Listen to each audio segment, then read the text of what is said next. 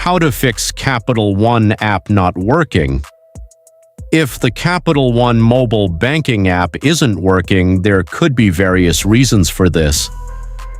The first thing you can check is your internet connection.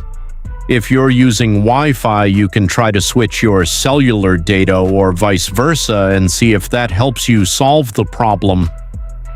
If that doesn't help you solve the problem, if you're using the Capital One app on Android, long press the Capital One app icon, tap on this I button that says App Info, which will take you to the app information page.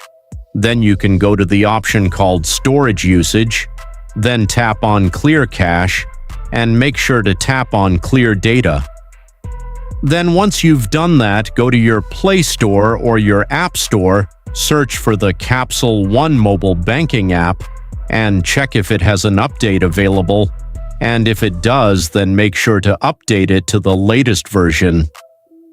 If it's still not being able to log in, you can just try to check your account details, whether they're correct, like your credentials, and you can also try to restart your Android or iOS device.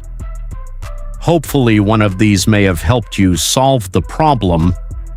If you have any questions, feel free to leave them down. Thanks for watching and see you in the next video.